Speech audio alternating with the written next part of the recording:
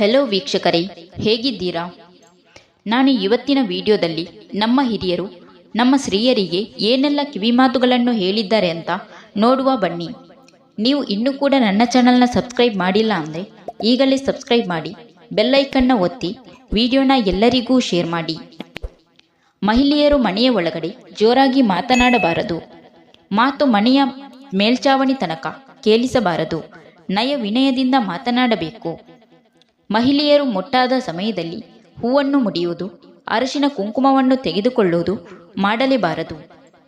ಮಹಿಳೆಯರು ಊಟ ಮಾಡುವಾಗ ಅಥವಾ ಪಾಯಸವನ್ನು ತಿನ್ನುವಾಗ ಶಬ್ದ ಮಾಡುತ್ತಾ ತಿನ್ನಬಾರದು. ಮನೆಯಲ್ಲಿ ಹೆಂಗಸರು ಹಾಲಿನ ಪಾತ್ರೆ, ರೊಟ್ಟಿ ಹಂಚನ್ನು ಬೋರಲು ಹಾಕಬಾರದು. ಮನೆಯಲ್ಲಿ ಹೆಂಗಸರು ಬೆಳಿಗ್ಗೆ ಎದ್ದೇಳುವಾಗ ತಾಳಿಸರ ಬೆನ್ನಿನ ಭಾಗದಲ್ಲಿ ಇದ್ದರೂ ಸರಿಪಡಿಸಿಕೊಳ್ಳದೆ ಹಾಗೆಯೇ ಇರಬಾರದು. ಮನೆಯಲ್ಲಿ ಹಾಲು ಪದೇ ಪದೇ ಉಕ್ಕದ ಹಾಗೆ ನೋಡಿಕೊಳ್ಳಬೇಕು. ಮಹಿಳೆಯರು ಪೂಜೆ ಮಾಡುವಾಗ ನೈಟಿ ಧರಿಸಿಕೊಂಡು ಪೂಜೆ ಮಾಡಬಾರದು. ಅಂಗಳವನ್ನು ಸ್ವಚ್ಛವಾಗಿಟ್ಟುಕೊಳ್ಳಬೇಕು ಮತ್ತು ಹೊಸ್ತಿಲು ಪೂಜೆ, ತುಳಸಿ ಪೂಜೆ ಮಹಿಳೆಯರು ಮಾಡಲೇಬೇಕು.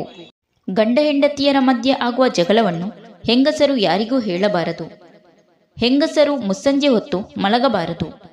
ಮಹಿಳೆಯರು ಅಡ್ಡದಿಡ್ಡಿಯಾಗಿ ಮಲಗಬಾರದು. ಮುಂಜಾನೆ ಸಮಯದಲ್ಲಿ ಸಂಭೋಗ ರೊಮ್ಯಾನ್ಸ್ ಮಾಡಬಾರದು. ನಿಗದಿತ ಸಮಯದಲ್ಲಿ ಮಾತ್ರ ಮಾಡಬೇಕು. ಮಹಿಳೆಯರು ಎಂಜಲು ಕೈಯಲ್ಲಿ ಬಟ್ಟಲು ಎಲೆಯನ್ನು ಎತ್ತಬಾರದು. ಗಂಡ ಮನೆಯಿಂದ ಹೊರಟ ಕೂಡಲೇ ಮುಖ ತೊಳೆಯುವುದು, ಸ್ನಾನ ಮಾಡುವುದು, ಗುಡಿಸುವುದು, ಒರೆಸುವುದು ಮಾಡಬಾರದು. ಮಹಿಳೆಯರು ಎಂಜಲು ಪಾತ್ರೆಗಳನ್ನು ರಾತ್ರಿ ಹೊತ್ತು ಹಾಗೆ ಇಡಬಾರದು, ತೊಳೆದು ಮಲಗಬೇಕು. ಮಹಿಳೆಯರ ಬಾಯಿಂದ ದುರ್ವಾಸನೆ ಬರಬಾರದು ಮತ್ತು ಕಾಲು ಒಡೆದಿರಬಾರದು. ಮಹಿಳೆಯರು ಮನೆಯಲ್ಲಿ ರಾತ್ರಿ ಹೊತ್ತು ಊಟ ಮಾಡದೆ ಸಿಟ್ಟು ಮಾಡಿಕೊಂಡು ಮಲಗಬಾರದು. ಮನೆಗೆ ಬಂದ ಭಿಕ್ಷುಕರಿಗೆ ಏನು ಕೊಡದೆ ಹಾಗೆ ಕಳುಹಿಸಬಾರದು.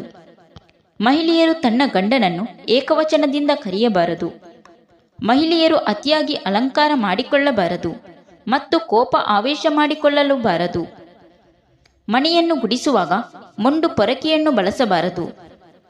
ಮಹಿಳೆಯರು ಹಾಸಿಗೆಯನ್ನು ಪೊರಕೆಯಿಂದ ಗುಡಿಸುವುದು, ಹಾಸಿಗೆಯಲ್ಲಿ ಊಟ ಮಾಡುವುದು ಮಾಡಲೇಬಾರದು. ಮಹಿಳೆಯರು ಅಡುಗೆ ಮನೆಯ ಸಿಂಕಿನಲ್ಲಿ ಎಂಜಲು ಪಾತ್ರೆಗಳನ್ನು ತುಂಬ ಹೊತ್ತು ಹಾಗೆಯೇ ಬಿಡಬಾರದು. ಮನೆಗೆ ಬಂದ ಅತಿಥಿಗಳಿಗೆ ಒಳ್ಳೆಯ ಉಪಚಾರ ಮಾಡಿ ಗೌರವದಿಂದ ನಡೆದುಕೊಳ್ಳಬೇಕು. ಮಹಿಳೆಯರು ಬೆಳಗಿನ ಜಾವ ಮಲಗಬಾರದು. Thank you for watching. Video ಇಷ್ಟ ಆದರೆ ಒಂದು ಲೈಕ್ ಮಾಡಿ, ವಿಡಿಯೋನ ಎಲ್ಲರಿಗೂ ಶೇರ್ ಮಾಡಿ, ಚಾನಲ್ನ ತಕ್ಷಣ ಸಬ್ಸ್ಕ್ರೈಬ್ ಮಾಡಿ.